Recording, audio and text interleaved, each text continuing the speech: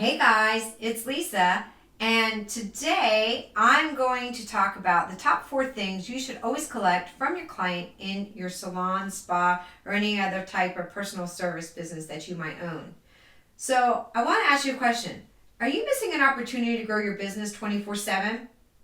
No matter what type of business you are in, collecting information of customers is an absolute must. In any business, if you have contact with a customer before you provide a service, you should collect these 4 things. First, their name. Second, email address. Next, mobile number. And then finally, home address. In case you have not noticed, I've placed the information from the most important down. As soon as you collect this data, your salon should begin analyzing your customers and begin adding them to specific automated emails that are specific to them. Email marketing is one of the primary drivers of traffic because it costs nothing, followed by texting or leaving them a message on the mobile. So let's talk about email lists. Email lists are important because email marketing is the best way to connect with your customers without having to find new customers. Your established customer base should be willing to follow you on social media. In fact, customers are more likely to click through your content. This is called click-through rates rather than retweet, giving you likes, or even sharing your content. Emails are also awesome because you can give updates on changes that are happening in your salon, spa, or whatever type of business industry you are in. Give updates and promotions or discounts or even free education that will show your customers that you are the authority in whatever you're selling. Now that you've collected the information, you need to put them into some kind of category. In order to do this, again, we have to train yourself and then enlist the help of your staff. How can your company do that? Well, by quizzing, of course. I'll get more into that during the next segment. But first, as soon as you interact with your customer, I would start off by saying that in order for us to provide the best service for your hair and skincare needs or whatever, it would help if we could understand a few things. As you get to know your customers, you will know which category to place them into. For example, as a salon owner, you need to train your staff to pay attention to the overall appearance of your client. What does their hair look like? Is it dry? Are there split ends, bald spots, or is it just thinning? Don't allow them just to go, oh, hi, what are you here for today? Oh, root touch up. Here, I'm going to go get the stuff, and then you leave them sitting there. You're missing prime ability of collecting valuable data that is going to set you apart from your competition, right? Then further questions need to be asked, such as, well, what's your diet? When was your last doctor visit? And did you get your labs drawn? Ask them if they've had their thyroid check, any hormones. And if they ask you why you're asking all that, you can always say all these things affect your skin and your hair. So, also look at their skin. Does your customer have a lot of freckles or dark spots in their hands, face, or neck? Do they have fine lines, acne, or bags underneath their eyes? Once your staff does the simple assessment, they can begin encouraging that they take the quizzes, and I'm talking about your clients, that your salon has developed so that you can educate them on which product to use and how to use them. Ask them also what are their trouble areas, and if they could take a magic wand, what would they change? Also, when you're collecting this subjective, based off your client, your staff touching your customer and physically looking at them, you need to document that too. And again, in further episodes, I'm going to talk about that further and show you what to do.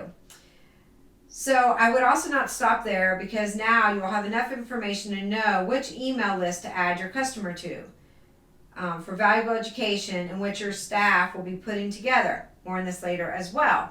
And I'll give you another example. If you have curly hair clients, of course, you know that curly hair needs a lot of moisture, so they need a lot of moisturizing shampoo, moisturizing conditioner, maybe leave-in conditioner, not to blow dry your hair every single day. There's so many things that curly hair people need to know, but don't. Okay, so let's see. So now that you've closed your client, then you have more information to help place your customer into the best email list, which I talked about. And knowing all this opens the door for personalized care where your staff member can begin educating them on the do's and don'ts of certain products. Again, I use the curly hair example because I did not know that you're not supposed to wash curly hair every day or even every other day. So there's so many things that we think we know, but we don't, right? So you can provide educational guides that are not cookie cutters, and I would send them out monthly videos and topics with a call to action. And if you do that, I promise you your customers will be more likely to open their emails from you because you're not just coloring, cutting, or styling their hair or asking them to make an appointment. You're actually providing a service above the service that you already provided them.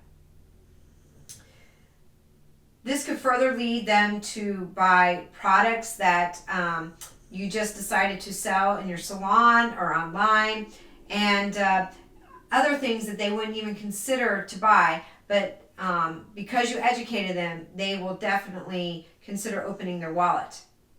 The second thing an email campaign does when you send them is to provide a tracking of your client's habits. You can track many things if they open their emails. Did they click through the links, or if you're making sales from what you are suggesting to them, right? So there are a lot of things that you can track. And also these emails, you sending them value. Instead of the boring old email, you're sending them vital information. You're sending them how-to videos. You're sending them reasons behind these videos, and you're becoming the experts that they can't live without. As I mentioned, tracking,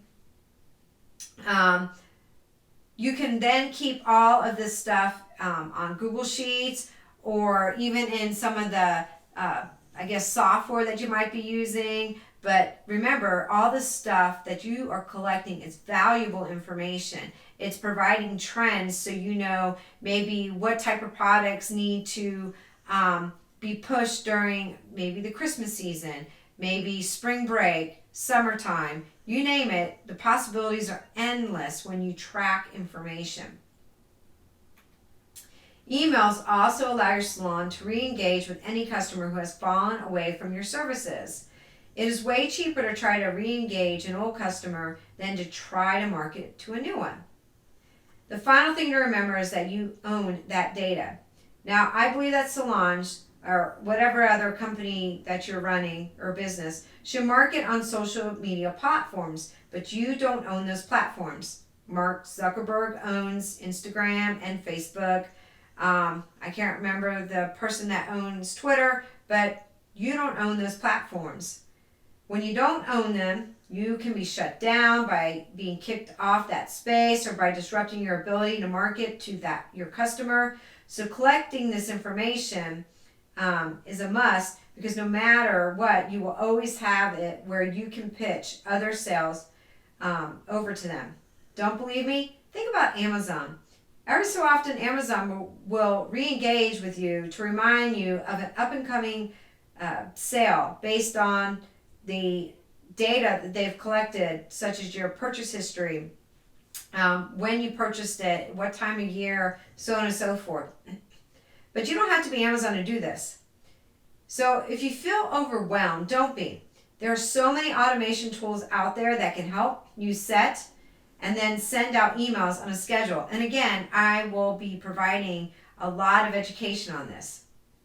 I will hold your hand every step of the way, from setting it up, why to use it, how to use it, and how it can make your business really work. So stay tuned. So anytime your customer is checking in or checking out, don't forget to collect the information above in order to compile your list. Sweeten the pot a little with a rewards program where customers don't mind giving up their valuable information for your gain. Those are called social credits.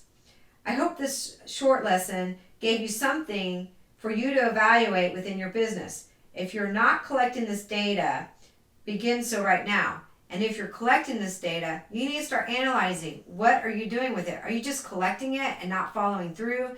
Are you just sending sorry emails where someone has automatically put you in their junk pile? So you really need to look at what you're doing with that information you're collecting. In the future videos and my podcast, I will show you how, or even tell you how to set up and organize your processes and information so that you can 10x your business. Stay tuned for more information on all of my channels. Thanks!